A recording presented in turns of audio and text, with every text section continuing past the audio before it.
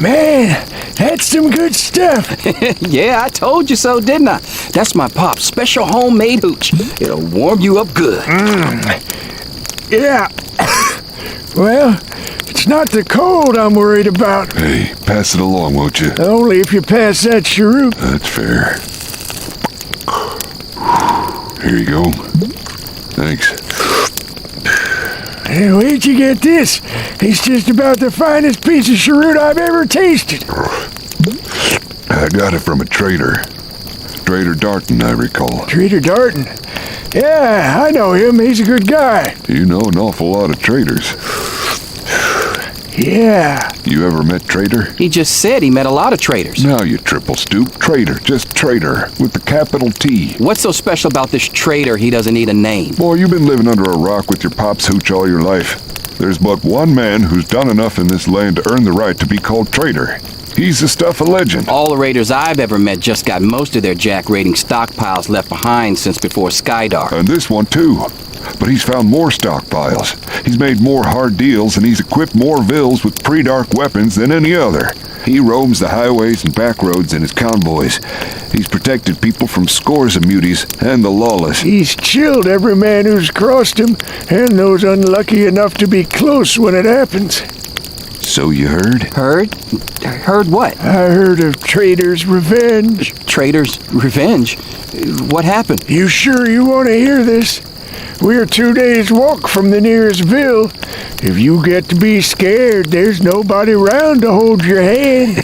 I ain't gonna be scared by a story. All right, then.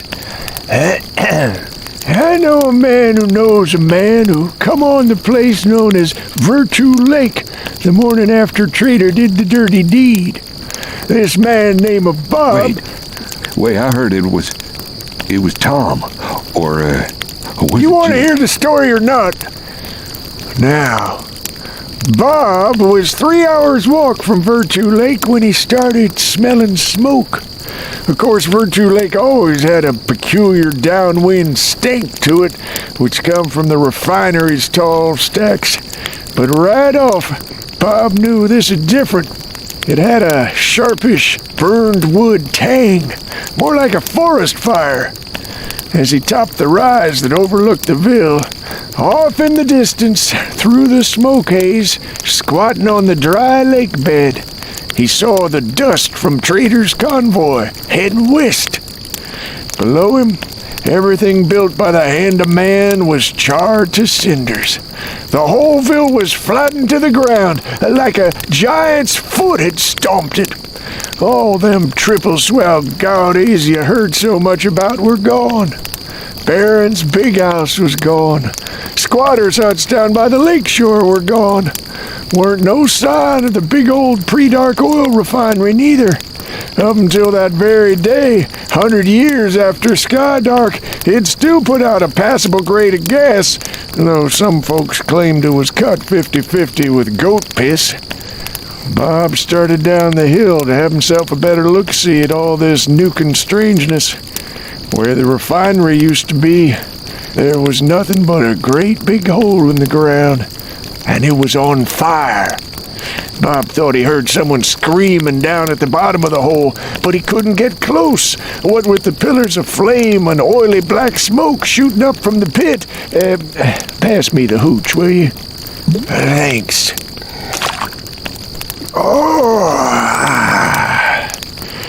The stank in the ville was nothing Bob had ever smelled before. He had to cover his face with a rag or puke his breakfast jerky out his nose. Stank of death it was. Rank, foul, nasty, ripe. It was plain to Bob where it was coming from. Everywhere there was bodies laying about. Close to the refinery pit, the corpses were all blown to pieces. Arms, legs, heads, scattered in with the piles of smoking trash. Farther off where the gaudies used to be, the dead folk were whole, and their bellies was already swelling up in the heat of the sun.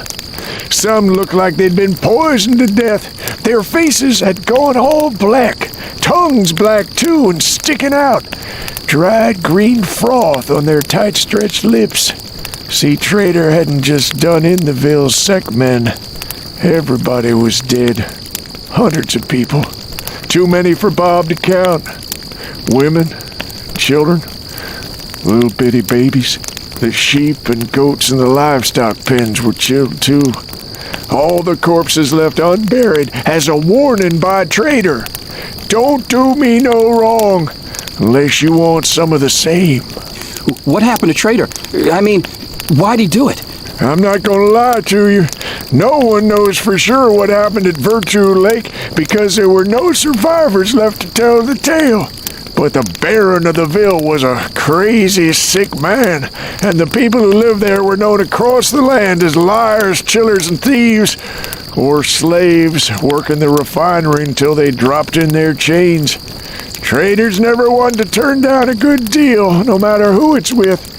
But it's a safe bet that the Ville done Trader a biggest wrong, and in return, Trader made him pay.